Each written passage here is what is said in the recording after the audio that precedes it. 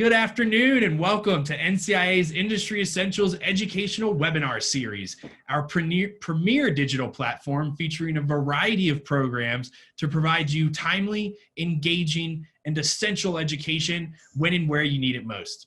My name is Brian Gilbert, the events manager here at NCIA, and I'm very excited to welcome you all to another episode in our ongoing NCIA Committee Insights series, today being hosted by the Scientific Advisory Committee.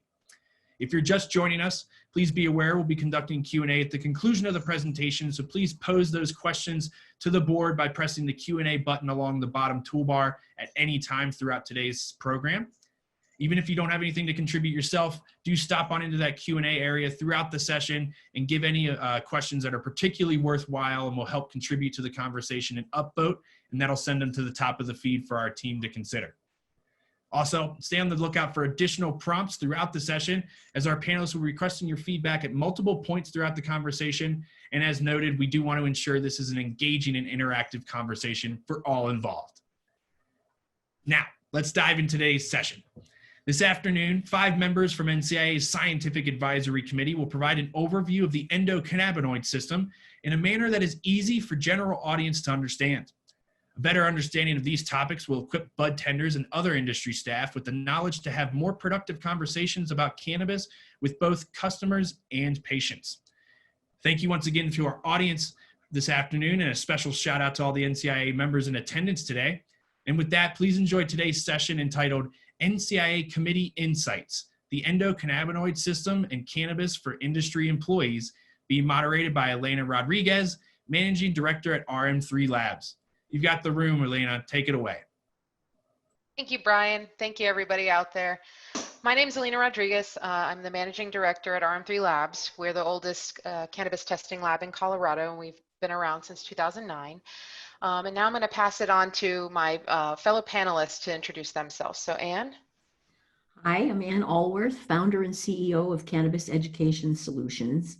And long before I created this company, I developed a fascination of the human body and how it works. I've learned and then taught about it as a medical school professor, then moved on to the natural product industry where I learned, then taught about the huge impact of what we put in our bodies and how we live our lives has on human health. I'm very happy to be here today to share some of this knowledge with you. Cynthia? Oh, Tiffany, sorry. I'm Tiffany Coleman, Director of Quality at Copper State Farms. I came to cannabis from almost 2 decades in pharmaceuticals, and I'm constantly trying to help others share that knowledge so we can have best practices across the cannabis industry as well. Cynthia? Hello, and thank you. I'm Dr. Cynthia Shelby Lane. I'm a cannabis physician and marijuana doctor in the state of Michigan. I've been certifying patients with qualifying medical conditions for the past 6 years. My background is in medicine as an emergency physician and an integrative functional medicine doctor. So I treat multiple medical modalities for health and wellness, which includes cannabis and CBD. Hi there, I'm Paul Muchowski. My background is actually in biomedical science. I used to be a professor running a research lab at medical schools, including UC San Francisco. And our lab really got interested in the endocannabinoid system and how it works in the context of brain diseases. And about 5 years ago, I started a company in the cannabis space, and our company is really interested in medical aspects of molecules in cannabis. So welcome, everyone. Okay, and thank you very much, Paul, and everybody that's participating today. So I want to say welcome to the webinar again. We're going to be studying the endocannabinoid system, but before I review the agenda, we'd like to know who is in the audience. So we'd like you to fill out what your industry is. And so there should have been a poll that popped up on the screen, and we want everybody to go there today and just fill out that poll. We want to know if you're a budtender, if you're a manager of budtenders, you're a customer, or you have a patient-facing role, if you're a grower, extractor, manufacturer, physician, scientist, or even other. So while you're filling out those poll questions, let me go over a brief rundown of what our experts are going to cover today. We will be looking at the science and the structure of cells, cell receptors, and ligands, which in this case is THC and CBD. We'll be explaining the components and function of the endocannabinoid system. and the body systems they most impact in health and disease. We'll be familiarizing you with the endocannabinoids, phytocannabinoids, there I go, stuttering, and the THC metabolism. And by the end of this session, you'll have a much better understanding of the science and metabolism of THC with respect to the endocannabinoid system, most commonly referred to as ECS. And then we'll end up with some practical applications for budtenders, in particular, how to talk to customers and patients. So I do have a result for that poll. It looks like 3% are budtenders, another 6%, another customer patient-facing role, then 25% are growers, extractors, and manufacturers, and 6% are physicians or scientists, and 59% are other. Thank you very much for answering that poll. All right, so before we go on, now I think the next slide goes, at the next slide. We are going to be talking about the endocannabinoid system. As you can see from this picture, the endocannabinoid system maintains balance in the entire body. It's different from other medical systems, other health systems or systems in the bodies because it doesn't have organs like the heart or the lungs, but it's present in all organs. So it's not an actual organ or anything like that, but it's everywhere. So I want you to remember that as we go through this webinar. So we hope this presentation will give you a basic understanding of the ECS and how THC is metabolized, which may come in handy in giving product information to customers and patients. And I will turn this, and we have another poll coming up, it looks like. So that should be on your screen, and look at that, try to answer those questions. And I am going to turn this over to Anne. Well, thank you, Cynthia. Can we have the next slide, Brian, please? So when I first learned about the endocannabinoid system, I was actually blown away by everything it does. And since I'd been teaching about the human body and human health for more than 30 years, I wondered how was it possible that I had never heard of this medical system so incredibly important to human health. But as most of you probably know, it turns out hardly anyone has heard of the endocannabinoid system, including, as Cynthia mentioned, most of mainstream medicine. Last year, I decided it's time for that to change and became an endocannabinoid system crusader, working to spread the word about it. So as you can imagine, I'm very happy to be with you today to share a bit of cell biology so that you can truly understand the importance of the endocannabinoid system and how it works, and you can share that with your customers and patients or with colleagues or whoever you are in the industry so that we can spread the knowledge about the importance of the endocannabinoid system. I'm starting with cells because cells are where the various parts of the endocannabinoid system live. Cells are the smallest living unit in the human body and come in many different sizes and shapes. As a cell biologist, I long ago began thinking of cells kind of as people. A lot of people think I'm crazy. Anyway, people whose different shapes and sizes allows them to do specific jobs that they need to do in the body. The cell's membrane, shown here on the outside in brown, it has two important jobs. The first is it holds the contents of cells together. And secondly, it provides a surface to receive signals from cells in the body that may be near or far away. Depending on the cell type, part or all of the membrane is exposed to bodily fluids.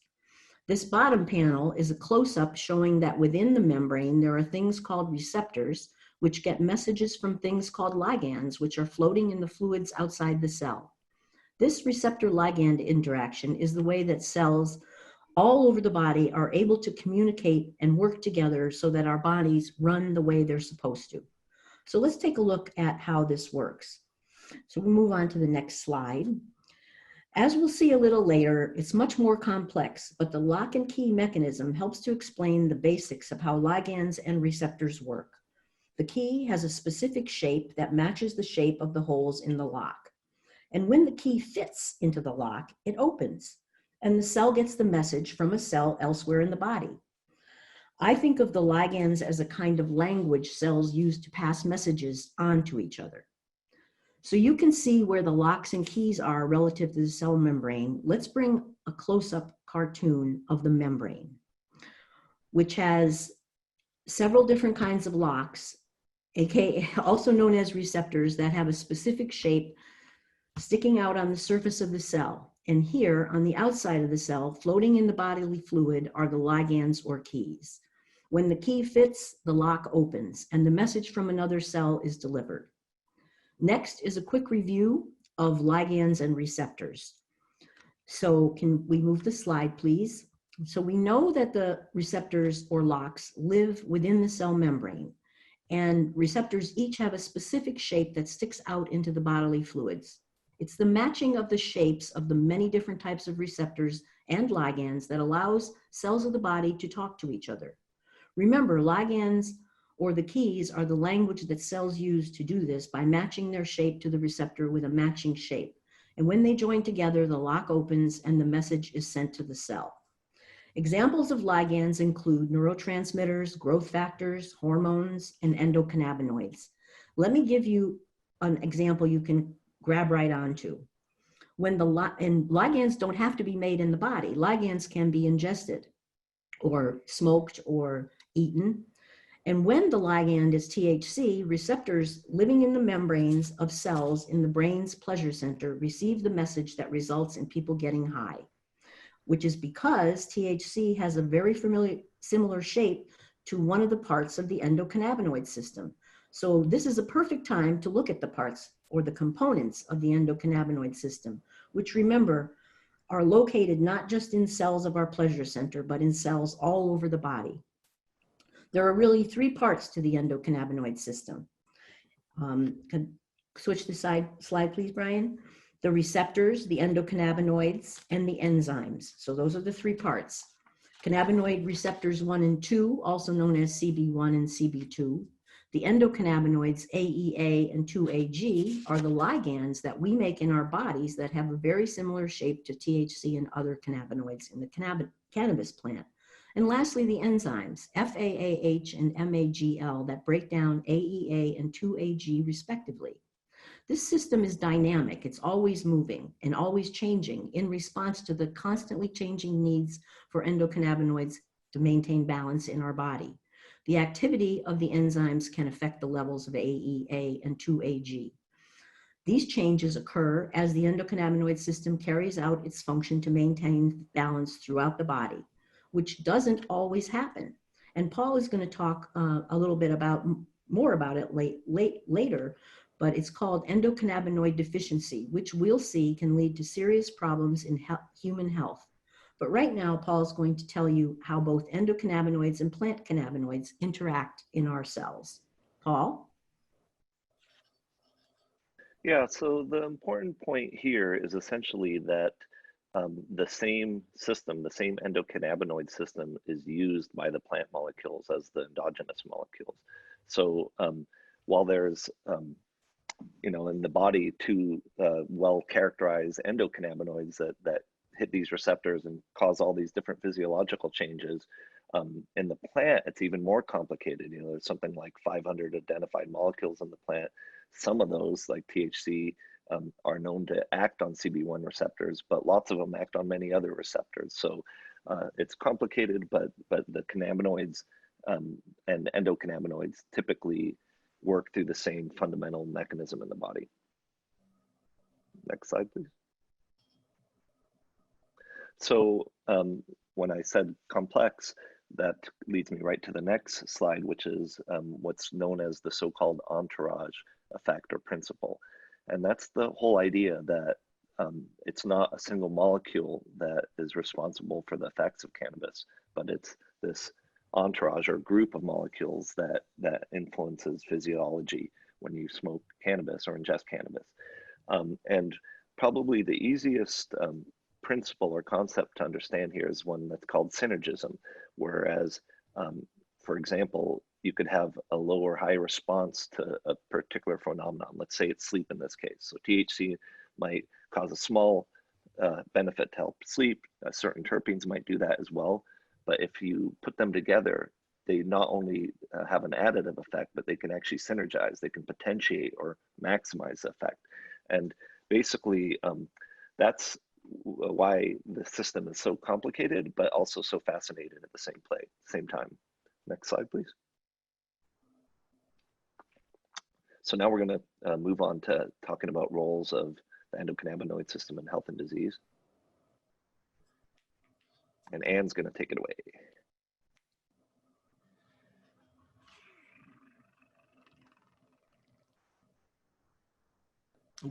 You might be muted, Anne.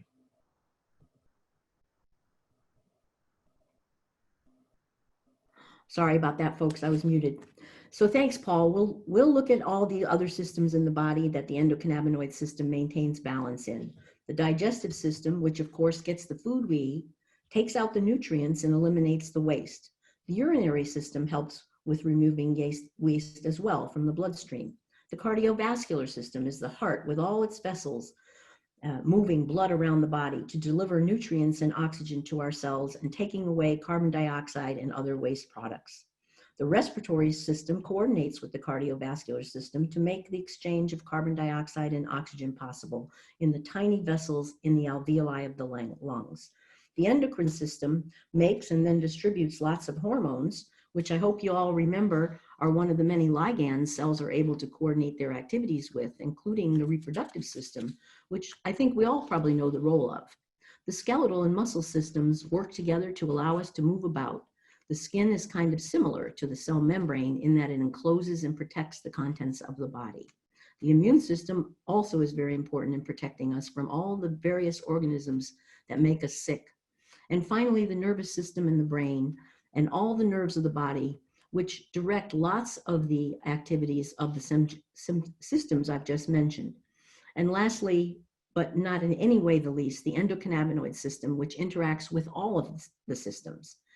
It is able to maintain balance in all these systems because there are endocannabinoid system components found in the cells that make up each and every one of these body systems.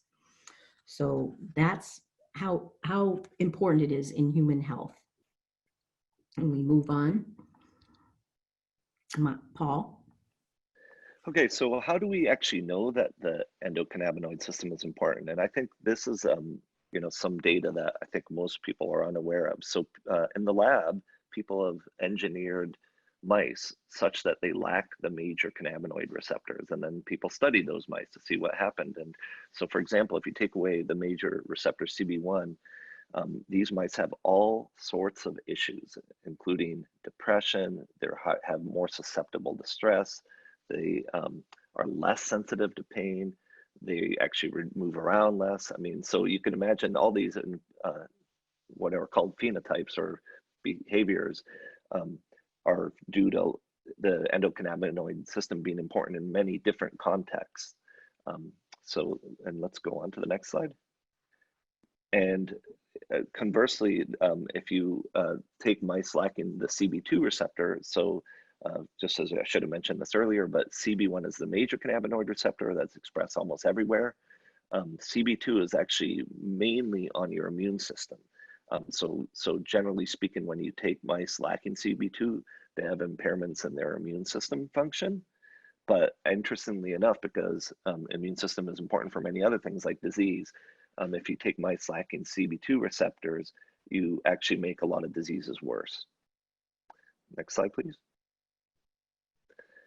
So as it turns out that there's actually a clinical condition now been described by some doctors as endocannabinoid deficiency syndrome. And the general idea here is that your endocannabinoid system is a metabolic system that can go up or down, and people describe it such that it's like endocannabinoid tone, kind of like volume on a stereo.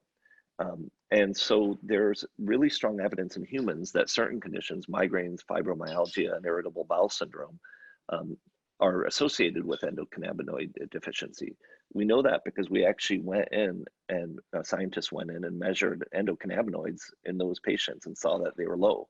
And interestingly, those patients all respond to phytocannabinoid therapy very well. So for example, PTSD is just yet one other indication where there's decreased endocannabinoid tone that responds very well to cannabis therapy.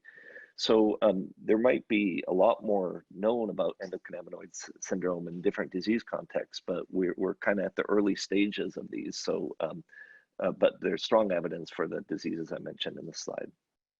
Next slide, please.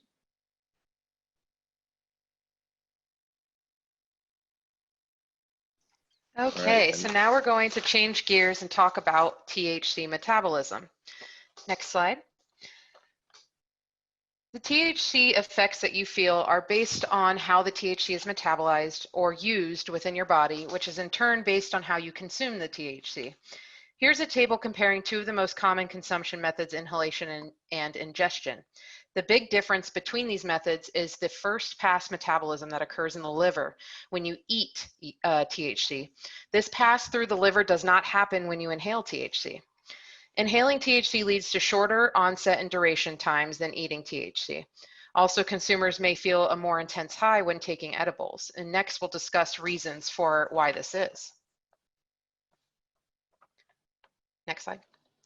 One major reason for feeling different effects from THC when we inhale versus eat it is the differing bioavailabilities of the consumption methods. Bioavailability of THC means the proportion of THC which enters the body's circulation and is able to have an active effect. Here I'll go over an example of the bioavailability of THC when it is inhaled. To start this example, we need to know how much THC is present in the joint before consumption. If we rolled a half-gram joint with flower that tested at 10% THC, how much THC is present in the joint? You should see a poll question up right now. We're going to give you about 10 seconds to answer.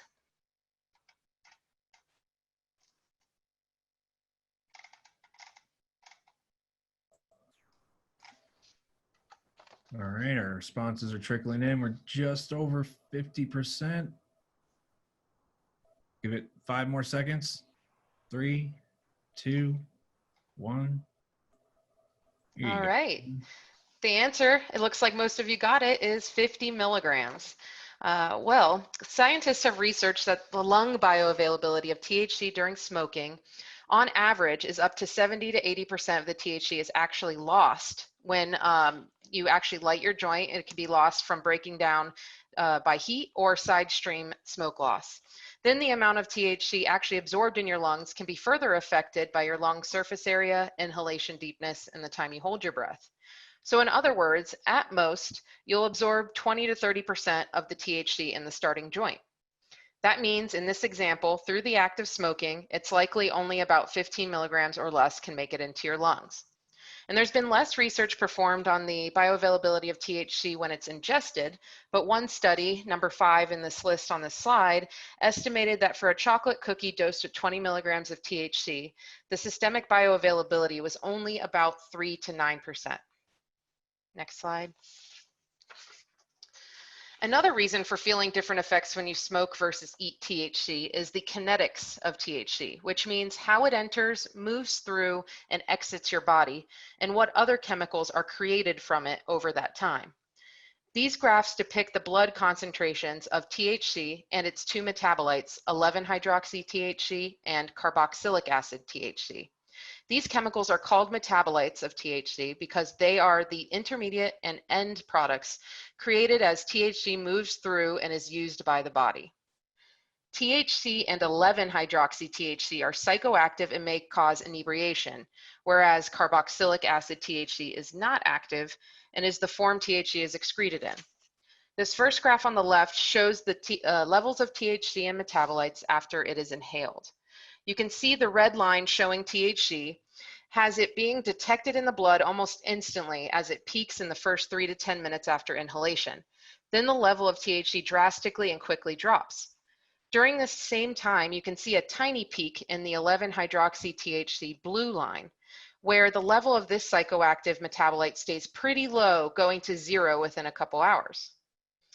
This second graph on the right shows the levels of THC and its metabolites after it's ingested. The red and blue lines, signifying the two psychoactive chemicals, are pretty much on top of each other the entire time. You can see that there's no initial spike of THC, and the levels of these two psychoactive chemicals increase over hours 1 to 2, and then they stay elevated in the blood through hour 6. So when we look at these two graphs side by side, we can see that the onset time and duration times, both shorter when inhaled, longer when ingested, are indicative of the different levels of THC and its metabolites over time. Next slide. Because of the first metabolism that occurs in the liver only when you eat THC, we get a significantly higher portion of that other psychoactive chemical, 11-hydroxy-THC, than we get when we smoke or vape. This is important for consumers and patients to consider, as 11-hydroxy-THC is 3 to 7 times more potent than THC, and it sticks around in the body longer. And this may be why you may experience longer or more intense highs when you consume edible.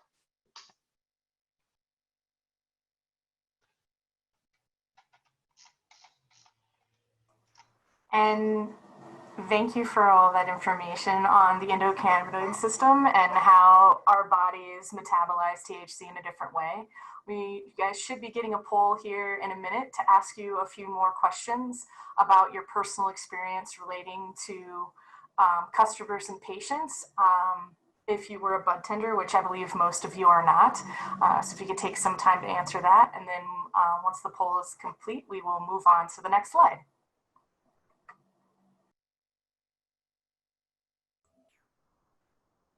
All right, perfect. People's results are trickling in here. We just passed over 50%.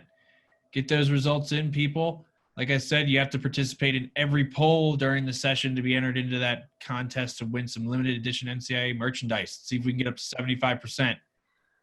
All right, 5, 4, 3, 2, 1. There you go, Tiffany.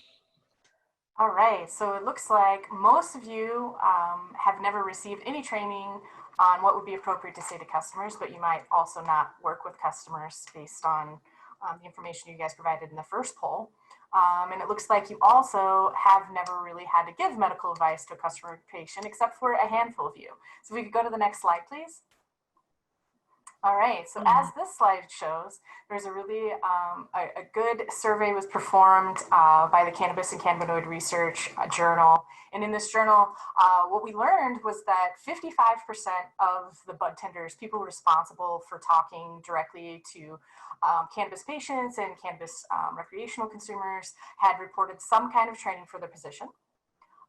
Only 20% had reported any medical or scientific training, but 94% indicated that they needed to, at one point or another, had provided specific cannabis advice, medical advice to patients for treatments of ailments.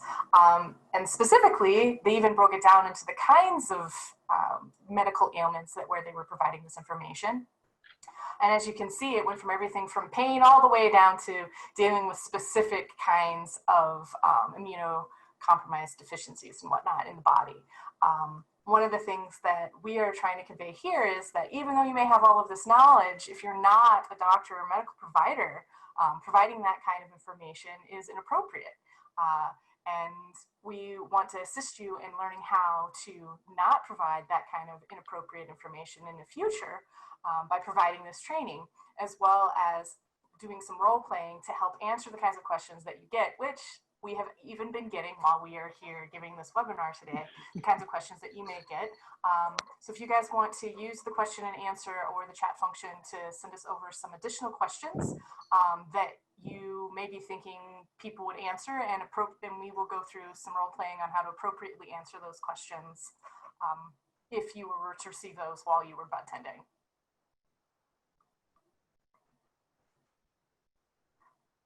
Okay, you know, one of the great things here is that we have Cynthia, and so she's going to kind of talk to us about what the bud tender's role is in a different way. Take it away, Cynthia. All right, thank you, Tiffany. And yes, I am the medical doctor on the Scientific Advisory Committee, and I just want to use an analogy. So what is the role of a bud tender? It's as if I'm a physician, I have a nurse working with me, and I talk to a patient.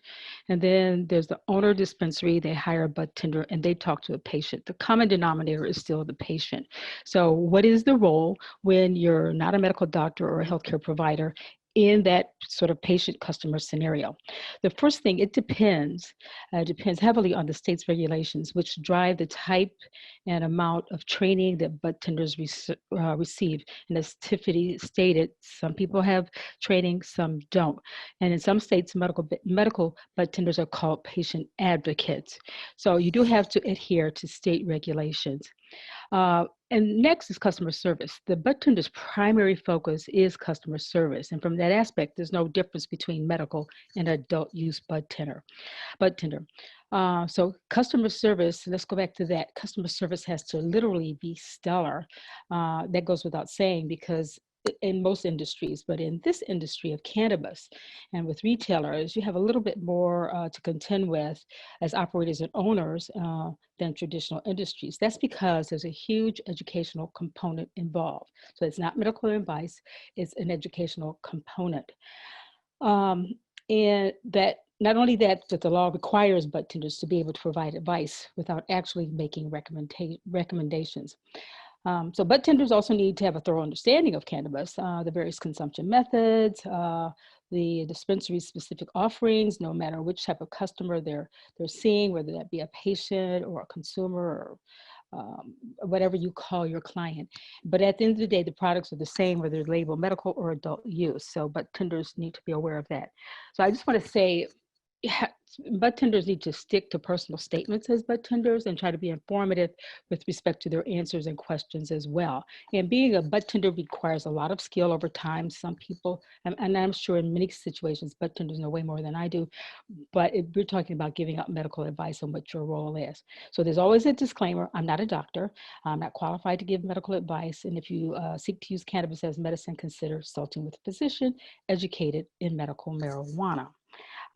So that could be your MD or DO or patient advocate in some states. I'd like to say this as well, that many patients coming into a dispensary are newbies. So therefore, the budtender knows a lot, the patient knows a little. They may not have, or customer, they may have not used marijuana for decades or years, and they've just heard some things. So they will be coming in asking for advice, recommendations. Do you know about strains? But it's really important that you know how to navigate those conversations with cannabis newbies and people who haven't used it for a long, long time. Cannabis is different. All right, Tiffany, take over. Oh, and the last thing I did want to say is the red part on the screen. I keep forgetting of that. No responding to medical questions, giving medical advice, or interpreting medical conditions. That is out of order completely according to state laws. So don't do that. Tiffany?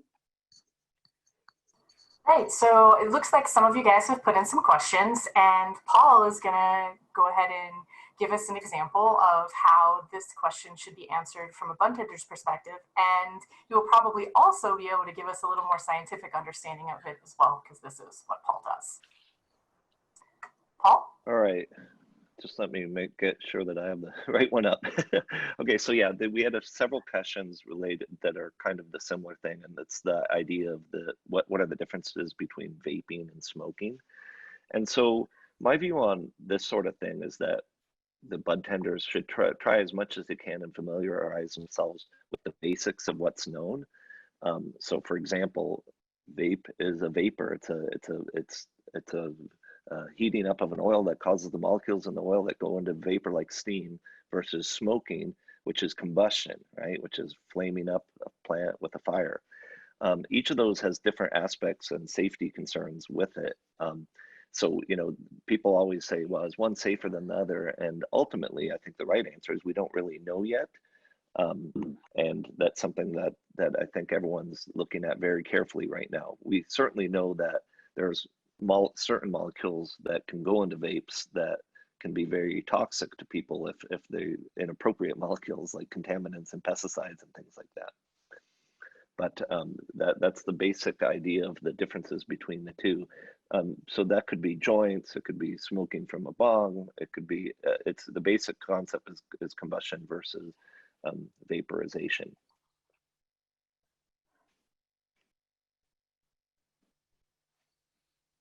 So do we have any other questions?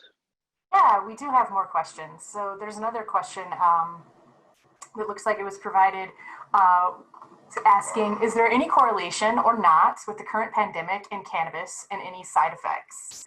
I think this is actually a really good one that I would like to throw something out on, because a lot of times as a budtender, people are going to come to you when they're scared or when they don't know, and they're going to ask you questions.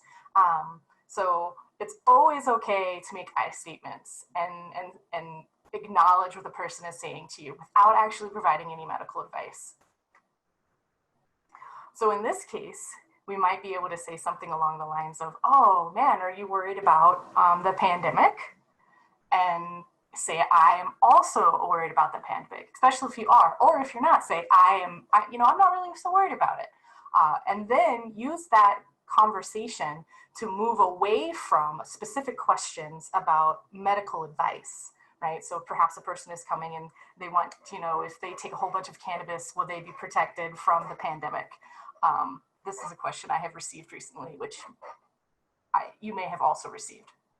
So if that was the case, you could then be able to make an I statement, being able to understand where they're coming from, and then instead of providing them any medical advice, let them know that either that's something that they should talk to their doctor about, because that would be appropriate during a pandemic, or point them toward a product that's made you feel better. So for instance, we might be able to say something along the lines of, oh, I'm worried about the pandemic too, and I've really enjoyed these pomegranate gummies because they very much take the edge off of this terrible environment that I'm in right now. And at that point, you have let them know that you understand where they're coming from. You've expressed an I statement, making a specific statement of the information from yourself without providing medical advice, right? And you've deflected the potential continuation of the medical conversation. Now, if they want to continue with the medical conversation, then you can just continue to say, as Cynthia told us, that, hey, I'm not a medical doctor. I'm not here to give medical advice. That doesn't mean you can't talk about your personal experience, like Paul has said. So if we want to have more questions about the kinds of questions that patients are asking us, we can put those out. Otherwise, it looks like we have quite a few additional questions on the beginning of the presentation dealing with metabolism of THC that the team might want to answer. Alina? Okay, so it looks like Jennifer asked if the THC absorption is different in vape versus joints, going back to the ingestion versus inhalation slide. And while, vaping and smoking are both inhalation method of consumption, and they have a lot of similarities with their bioavailability and kinetics, there are some differences. I do know some studies, so for smoking, the kind of agreed upon ratio of what actually enters your circulation and what is lost would be about 20 to 80. So 20% of the THC when you smoke can enter your body, 80% is lost. With vaping, it tends to be more of a 50-50. And a reason for that, one of the big reasons I think, is when you go to smoke a joint or even lighting a bong or a bowl, the material is still combusting and letting off smoke, and THC is continually being decomposed while that fire is set. Versus when you take a hit of a vape pen, the vape delivery systems have, when you go to inhale or when you press a button, it signals the device to vaporize the THC. When you let go of that button, you stop inhaling, that reaction stops. So if that makes sense, you're continuously losing more THC when you smoke because there's no device to turn it off when you're not inhaling. And if anybody wants to add to that. This is Paul here. I think that's a good job, Elena. I was going to go on to answer one of the other questions. Whoops, kind of disappeared. But it was a question about the new sort of design. I'm not designer, but there's new cannabinoids that are entering the markets, like CBG, CBN, THCV, THCA, and so the question is, how do budtenders deal with that and aspects of that? And I think that's actually a difficult question because it's something we actually unfortunately don't know very much about. Absolutely, these things are coming onto the market more, and you're seeing them more, and at least so far I haven't seen any significant safety issues. But because so little is known about their effects in humans, I think it's something that you have to be careful of as a budtender. Yeah, so that's pretty much all that I can say. Until we know more about those, it's safer to just use personal experience potentially for that sort of education to the customer.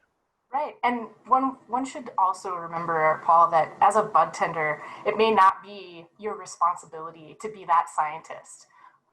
As scientists, we are going to be looking at the scholarly articles and educating ourselves in a different way. And a bud tender may need to understand that there are specific products that they have available, and the specific products that they have available, and perhaps they're different. So maybe they just got some THCA diamonds available for the first time. And as a new product come in, they should get some education on the new product, what makes it different, perhaps what the manufacturing process was. They may also want to try the product themselves so they can have those I statements. And the education of the bud tender themselves is from that place of learning about the new products and all the things that are available in the shop. Because a person may just come in and say, hey, I would like to get some THCA crystals or diamonds today. And they can say, oh, we have those. Or a person may come in and ask for a specific treatment for an ailment, in which case, they're not going to be able to provide that medical information. But if they already know about all the other products and they know which ones they like, they can let the customer know, well, hey, this is what's new, and this of the 3 things that are new, I preferred, this one here, and it worked better for me for whatever reason. And that kind of allows a bud tender to not have to have that same level of knowledge and experience that, say, a scientist or a researcher would have, and certainly not to have to present themselves in a way that made them appear on the surface to be providing medical advice, even if they were just trying to be friendly and share knowledge that they have from personal experience. And looks like we have more questions rolling in, guys. Thank you so much for asking more questions. It looks like Steve has a question that I think Cynthia could answer. And it's, how do doctors prescribe cannabis when there is variability in different products? Thank you, Steve. That's a good question. It's called Stump the Doctor. We already talked about that earlier. And so just so you know that most medical doctors don't really know about the endocannabinoid system because it was discovered in the 80s and 90s. And so doctors are just being taught about, and doctors, nurses, and healthcare institutions are just being taught about the endocannabinoid system as of, I think, 2012 or 13. And even in those cases, only 13% of medical schools have incorporated this into their curriculum.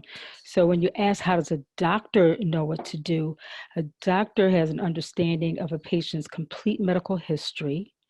The patient will bring in their CBD if they're sort of like a certifying medical marijuana doctor, and that means with some education or certification because it's still all over the place, and then try to help the patient understand, although they got education already at the dispensary, they get some sort of education with the dispensary, they got it online, and a doctor who is not really in that line of business on a daily basis does have a difficult time. Is it a very good question? It's a difficult question for doctors to answer at this moment in time. So I don't know if I answered your question. I hope so. I just think it's difficult at this time until we get better education, and I take as many classes as I can to understand that. But research is on the way. Yeah, Cynthia, I was just going to follow up on that with that exact point. I mean, I think as we proceed now into this sort of like next decade of cannabis world, I think you're going to see more and more studies being done to look at specific products and whether or not they work for specific indications, but we're not there yet. And so I think, right now the doctor's role is difficult.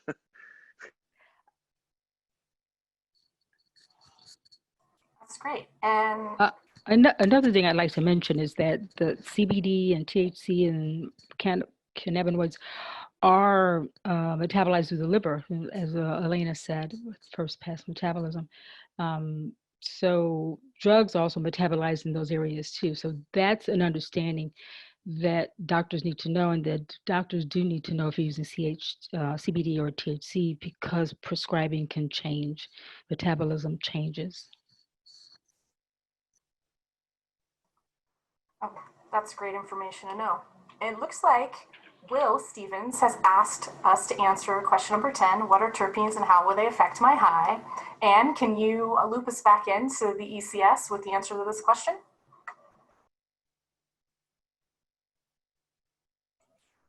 You might be muted, Ann. Okay, sorry, I was muted. So thanks, Tiffany.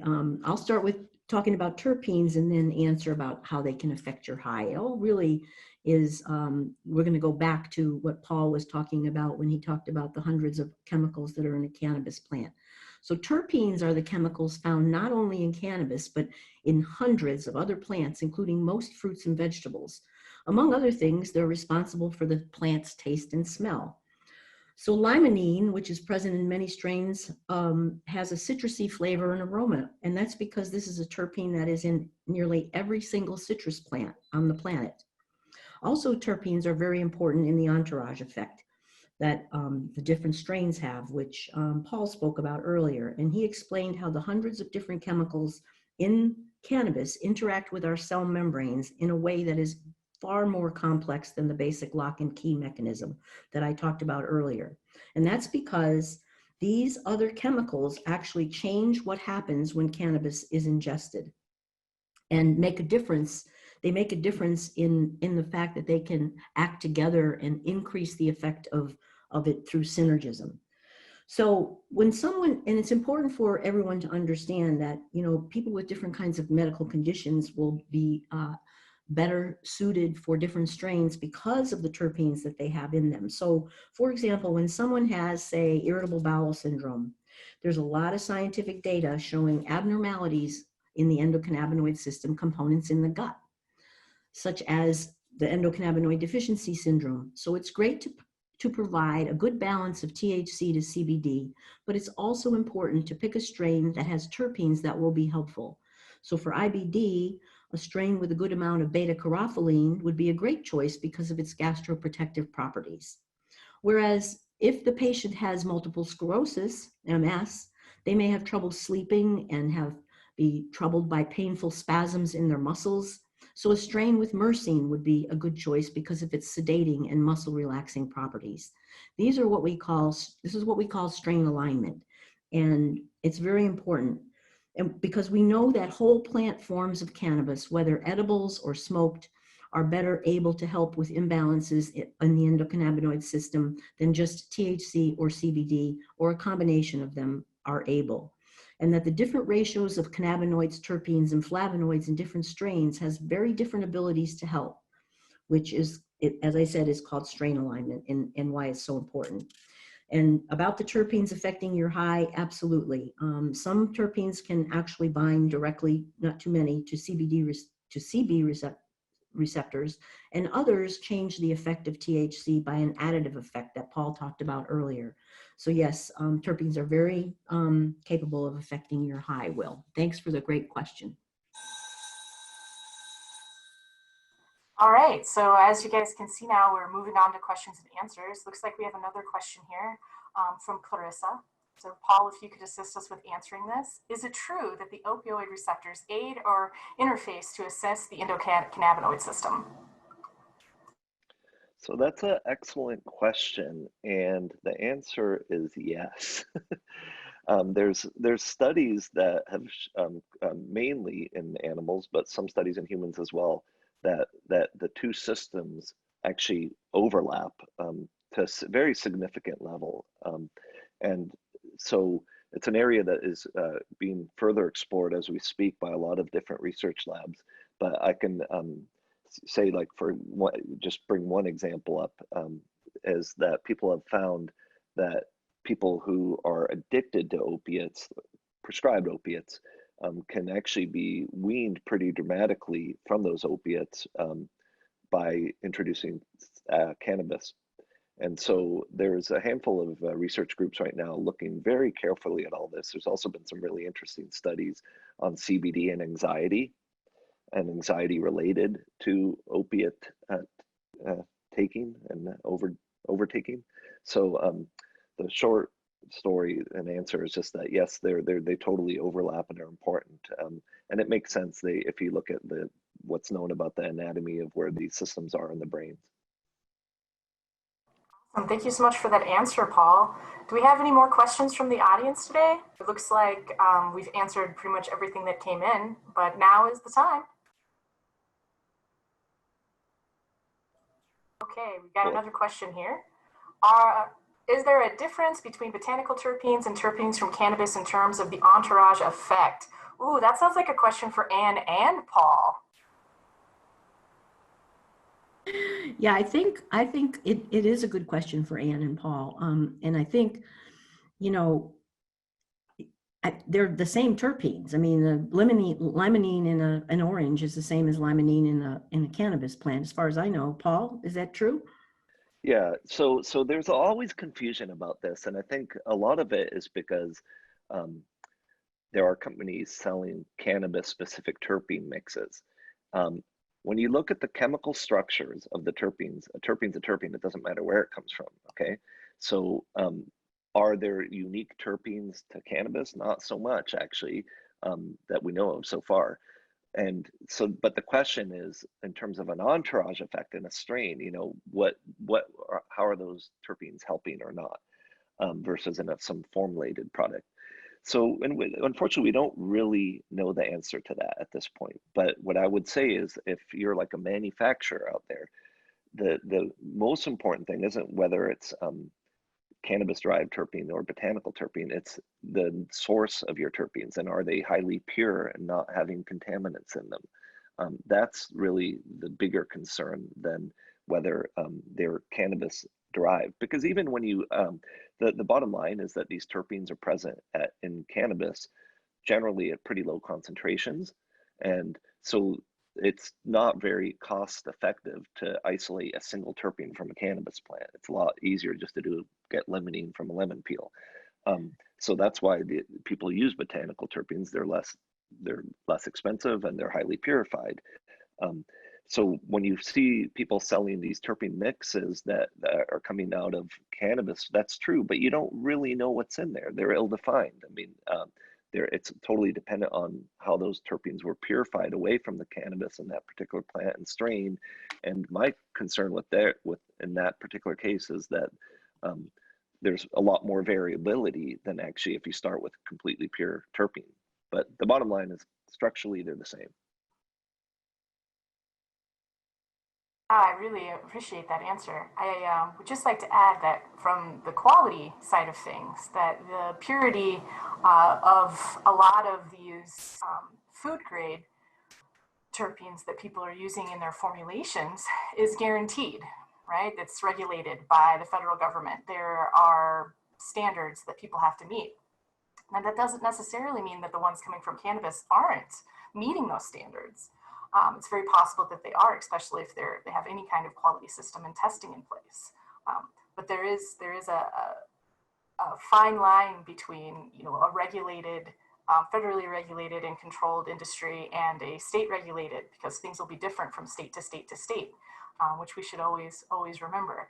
And I think that also, from my standpoint as a person who uses both food grade and cannabis derived terpenes in the products that come out of my facility, that sometimes it's really the formulation. And I would love to get to the point where we can make sure that the formulation, which is really bringing that entourage effect out, we suspect, precise, right? So if you go in and you're getting the terpene profile off of, you know, original skunk #1, that you get it right every time. Of course, as we know, that even in the plant itself, that's never the same, right? It grows differently inside than it does outside, and different types of sunlight during different parts of the year can also make that profile be very different. It looks like we have some additional questions. Let's see here. We've got another question from Clarissa and a question from Steve. So let's go ahead and I think this one, let's push over to Cynthia, if Cynthia, you're comfortable. So as an asthmatic patient, I noticed that when I vape concentrates, I get a flare. Not the same with flower and Natura. Could this be because of the terpenoids in higher concentrations? I don't exactly have can you hear me? Can you hear me? Yes, we can Okay, hear you. I don't exactly have the answer for that. Maybe Paul? Or no? I could speak a little to Okay, this. So, because I also personally have the same issue where I feel like vaping tends to hurt my lungs or affect me differently than just vaping flower as opposed to concentrates. And I think one of the reasons could be that certain concentrates have dilutants and other artificial ingredients in them. So it could be high levels of terpenes because the FDA has not evaluated how safe or how high levels of terpenes when we inhale them. They have said terpenes are safe or generally regarded as safe GRAS for when they're orally consumed, but at high concentrations, when we inhale them, we don't know yet what the extent of that is. But also there's other dilutants such as PG, PEG, VG. Those could also cause inflammation in lungs for certain people who have sensitivities. And for me, again, as the director of quality and looking at things from the quality side, being able to present a list of ingredients for all of the patients that use the products that come from my company is important to me. It's getting ready to be the law of the land as well, starting on November 1st here in the state of Arizona.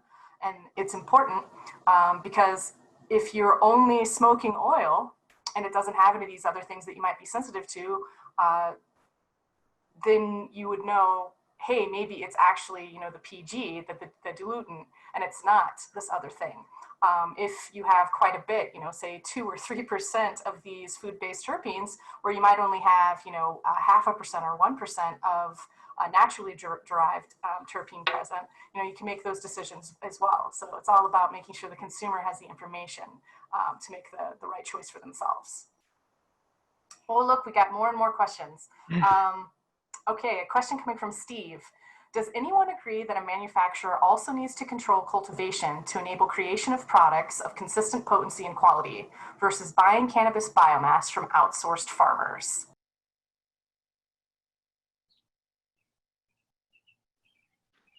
Well, I'm happy to answer that if no one else wants to. And the short answer is yes, for sure. If you want to make formulated products with a consistent terpene profile, you have to grow the plant the same way, and you have to measure those chemical composition of your products and make sure that it's the same every time. And having someone, I've ran a lab that made vape products before, and it's a real issue. If you just buy biomass in bulk, it's going to be a complete mishmash of different strains and different cannabinoids and terpenes. And the only way that you could control that is if you really strip everything out to the bare bones and then reconstitute it. But I think in principle, it could be vertically integrated, and you could go from a consistent strain to a consistent formulated product. Thank you, Paul. So now I think we're getting down to the last few minutes, so we're going to go through final thoughts from all of our panelists. So I'll start with myself, kind of going to a point of what I talked about during this webinar is just as a reminder, when you guys talk to customers and patients about how different products will affect them, remember our discussions today about THC bioavailability and kinetics, because you can use some of that information. That's not giving medical advice, that's just stating facts. For example, knowing that edibles have a first pass in the liver for their metabolism, which creates another metabolite that's also psychoactive in addition to THC.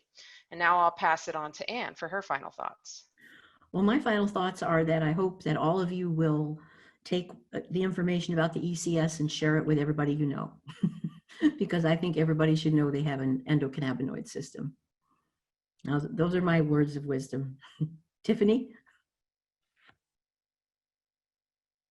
Come off mute, Tiffany. There you go. Yeah, my final thoughts for this would be that as a bud tender, your knowledge and understanding of the specific product is important.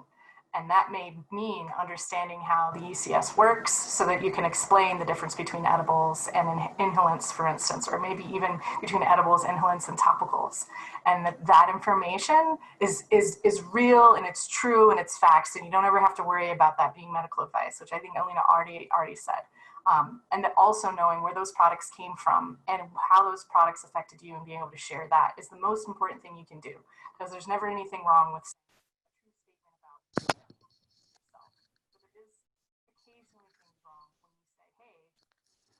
Oh, sorry to interrupt, Tiffany, but it looked like the last 10 seconds of you might have put your finger over top of your microphone. We can hear the last 10 seconds of that remark.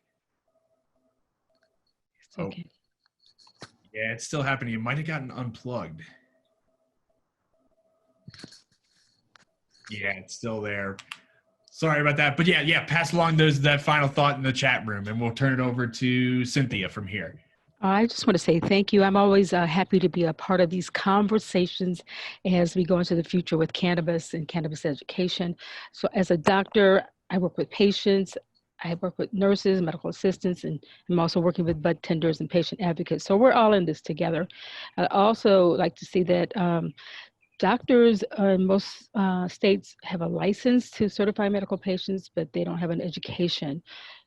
So education is needed, and we don't actually prescribe marijuana. We recommend marijuana in conjunction with other things. So there's no prescription as far as I know. And I know that research is on the way, and I'm very happy, and I'll keep following up with all of this. I'm glad to be here today. Hi, so yeah, my final thoughts are really that everyone should always remember that we're sort of at the earliest stages of the research because of the government's policy banning that research until recently, and still to a certain extent right now. So I think, to me, knowledge is powerful. So as a budtender, just try and learn as much as you can, but realize that you're not in a position to be giving medical advice, and there's nothing wrong with saying I don't know.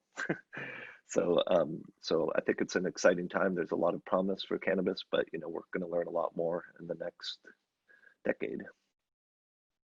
Yeah, fantastic, Paul. Well, thank you so much for that insightful final thought, and thanks to all of our incredible panelists today. I don't think that we've hosted a webinar these past few months that had so much engagement from the audience. So I cannot thank the panelists for putting together such an interactive and engaging conversation today.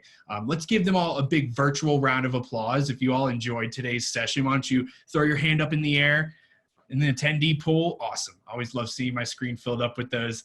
And like we said, please don't hesitate to reach out to any of the panelists if you have any additional questions. You can utilize the contact information that you'll see here.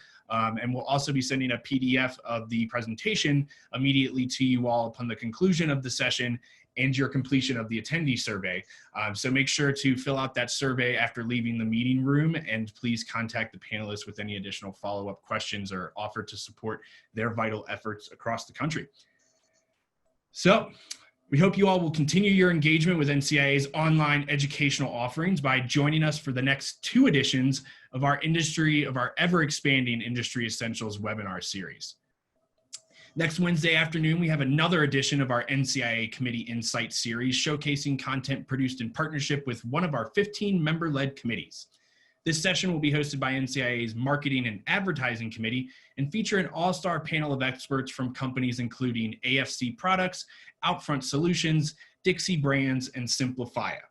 Their talk will cover and show examples of great advertising and marketing, best use of different methods from billboards and direct mail to digital options, and how to stay safe and compliant, especially in the age of social distancing.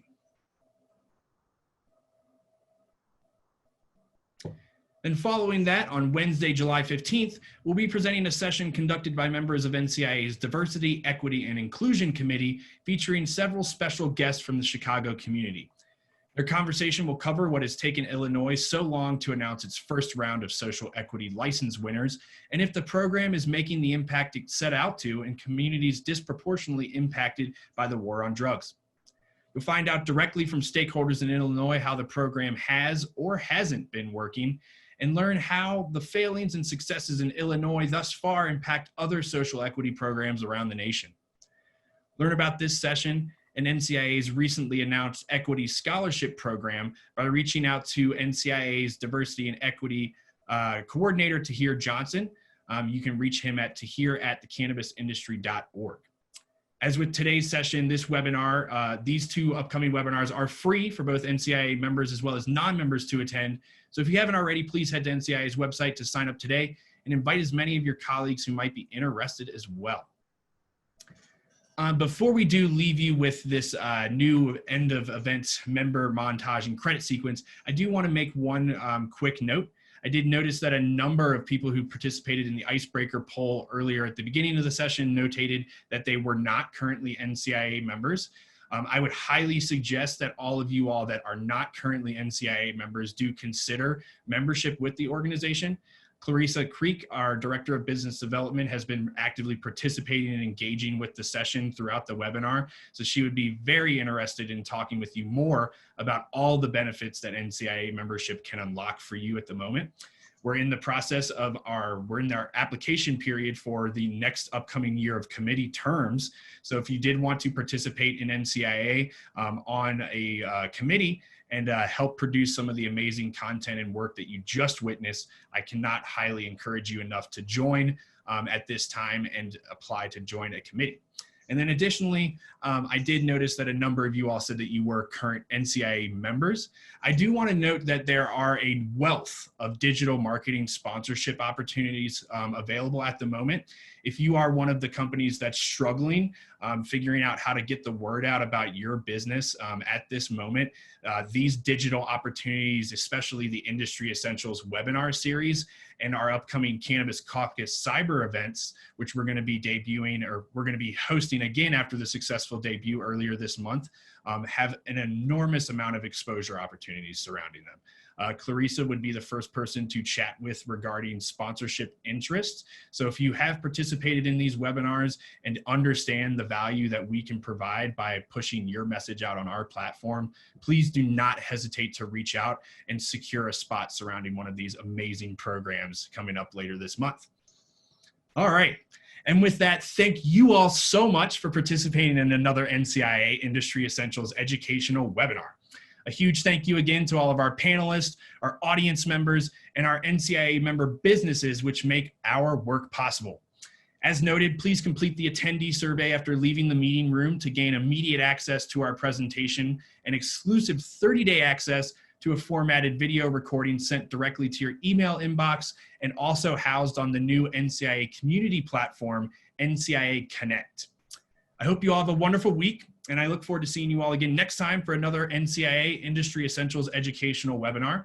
We'll leave you all with this end of event credit sequence, highlighting all of the 24+ member businesses that participated this afternoon, featuring some audio stylings by the resident musician at our Colorado-based events, KJ Lease, and SSDP Amplify Project partnered artist, Indigo Sun. Enjoy.